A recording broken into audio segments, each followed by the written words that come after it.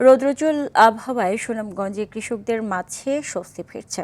গত 5 দিন ধরে রোদ থাকায় কৃষকরা ধান কাটা, মাড়াই ও শুকানোর চেষ্টা করেছেন। তবে হাওরে এখনও শ্রমিক সংকট রয়েছে। তার উপর স্তূপ করে রাখা ভেজা ধান নষ্ট হয়ে যাওয়ায় বিপাকে আছেন কৃষকরা। জেলা পানি উন্নয়ন বোর্ডের নির্বাহী প্রকৌশলী হাওলাদার জানান, সুনামগঞ্জে আরও 2 দিন মাঝারি থেকে ভারী বৃষ্টির পূর্বাভাস রয়েছে। এতে বন্যা পরিস্থিতির আশঙ্কা আছে। তবে এখন পর্যন্ত হাওরে 83 ভাগ ধান কাটা হয়েছে বলে জানায় কৃষি বিভাগ।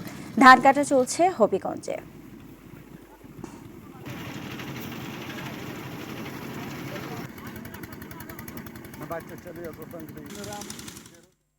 দর্শক, এই বিষয়ে আরও জানাতে সুনামগঞ্জ থেকে সরাসরি যোগ দিচ্ছেন সহকর্মী বিন্দু তালুকদার।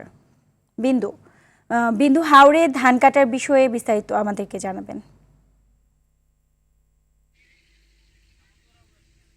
ধন্যবাদ সুজানা। যেমনটা বলছিলেন, সুনামগঞ্জের আকাশে আসলে গত 5 দিন যাবৎ রোদের দেখা মিলেছে। কৃষকদের মাঝে স্বস্তি ফিরে এসেছে। কৃষকরা ধান কাটা, মাড়াই, শুকানোর কাজে ব্যস্ত সময় পার করছেন। তবে একটি তথ্য আপনার মাধ্যমে জানাতে চাই, দীর্ঘদিন টানা বৃষ্টি থাকায় কৃষকরা আগে যে ধান কেটে হাওরের তীরে তুলেছিলেন সেই ধান পচে নষ্ট হয়ে গেছে, চারা গজিয়েছে। তাই কৃষকরা এখন রোদ পেলেও ধান নষ্ট হয়েছে।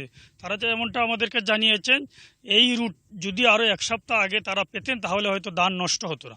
একই সাথে আরেকটি তথ্য তারা জানিয়েছেন যে হাওর পাড়ের কৃষকদের গবাদি পশু পালনের জন্য খড়ের প্রয়োজন। ধান পচে যাওয়ার পাশাপাশি খড়ও পচে গেছে। তাই কৃষকরা আসলে চরম সংকটে পড়েছেন।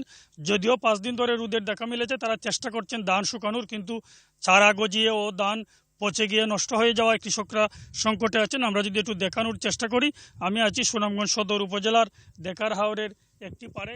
এখানে কৃষকরা কিষানীরা চেষ্টা করছেন সকাল থেকেই ধান শুকানোর, খড় শুকানোর। কৃষকরা আমাদেরকে যেমনটা বলছেন যে বৈশাখের শুরু থেকেই টানা বৃষ্টি হওয়ায় আসলে ধান কাটলেও শুকানো যায়নি, কলায় স্তূপ করে রাখা ছিল। এই দীর্ঘদিন স্তূপ করে রাখার কারণে ধান পচে গিয়েছে, চারা গজিয়েছে, ধানের পাশাপাশি খড়ও পচে গেছে। কৃষি বিভাগ যেমনটা জানিয়েছেন যে গতকাল বিকেল পর্যন্ত সুনামগঞ্জের হাওরে 82 ভাগের ধান বেশি কাটা হয়েছে। এদিকে পানি উন্নয়ন বোর্ডের তথ্য অনুযায়ী সুনামগঞ্জে গত 24 ঘন্টায় কোনো বৃষ্টিপাত হয়নি। সুরমা নদীর পানি 8 সেন্টিমিটার হ্রাস পেয়েছে, অন্যান্য নদীর পানিও হ্রাস পাচ্ছে।